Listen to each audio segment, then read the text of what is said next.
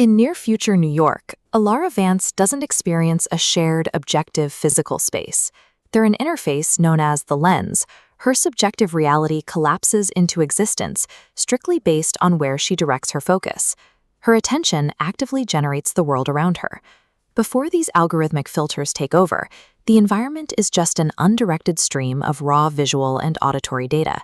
It possesses no inherent meaning or aesthetic value until it is processed by a human observer.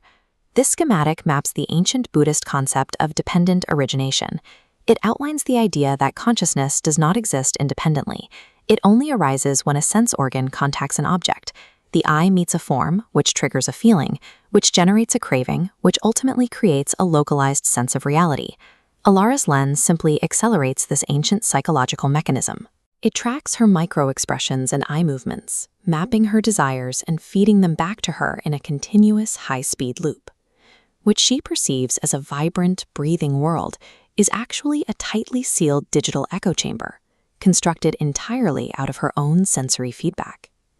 The 19th century philosopher Arthur Schopenhauer defined human consciousness as being driven by the will, a blind, ceaseless striving for satisfaction. Alara tunes the algorithm's attractor to appease this will, curating a perfectly harmonious digital existence. The resulting architecture is immaculate. A serene fractal garden assembles itself in real time, designed specifically to satisfy her precise aesthetic and emotional cravings.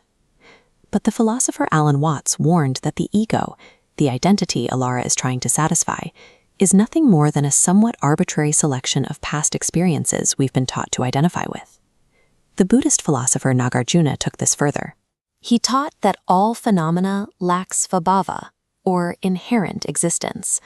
No matter how beautiful Alara's digital gardens appear, they are empty constructs with no permanent core. Because this curated self is built on an illusion, it acts like a vacuum.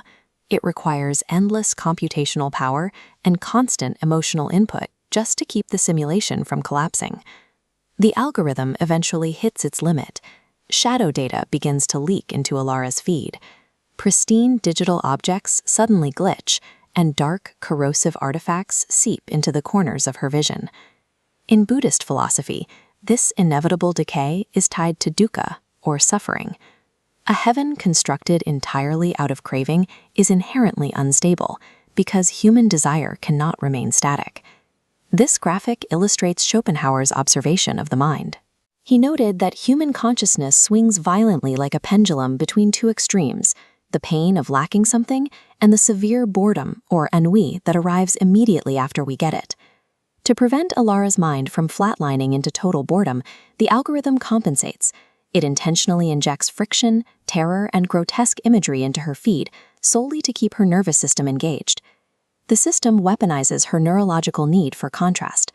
It ensures a highly customized heaven will always require a highly customized hell to remain compelling. This process is known as prapancha, or conceptual projection. The mind takes its own internal agitation, projects it outward, and mistakenly interacts with it as if it were an objective physical threat. Alara realizes with mounting dread that the algorithm isn't attacking her. She is both the architect of the digital rot and its primary victim. Attempting to hold these two irreconcilable realities together, the sublime perfection and the manufactured decay, induces severe mental fatigue. Her attention is violently split. The heaviest psychological toll does not come from dodging external hazards. It comes from the exhausting internal war of the mind, endlessly fighting its own localized projections. The breaking point occurs in the physical world. Standing on a damp, gritty transit platform, Alara's lenses overload. They simultaneously force-feed her the highest peaks of digital bliss and the lowest troughs of algorithmic terror. Overwhelmed by the sensory extremes, her mind executes a hard reset. This psychological threshold is known as Bhutanagaminī Vipassana, or emergence insight. The mind simply refuses to participate in either extreme and drops the illusion. This animation demonstrates the core Mahayana principle of shunyata, or emptiness. The ancient text states, "Form is emptiness, emptiness is form." When the constructed heaven and the constructed hell collide, they mathematically cancel each other out. leaving only absolute stillness. True liberation is not achieved by carefully filtering out the bad to isolate the good. It is achieved by recognizing that both ends of the sensory spectrum are equally empty sets of data. The Abhidhamma texts describe this state as upekkha, or supreme equanimity. It is an impartial, perfectly balanced state of mind that emerges only when a person entirely abandons their clinging to sensory input. Millennia before AR headsets mapped human desire, practitioners achieved this exact cognitive release through the rigorous analog practice of mental culture, training themselves to break the feedback loop of reaction and reward. Alara sits in a quiet room and removes the lens. Her system aligns with the unconditioned baseline of reality.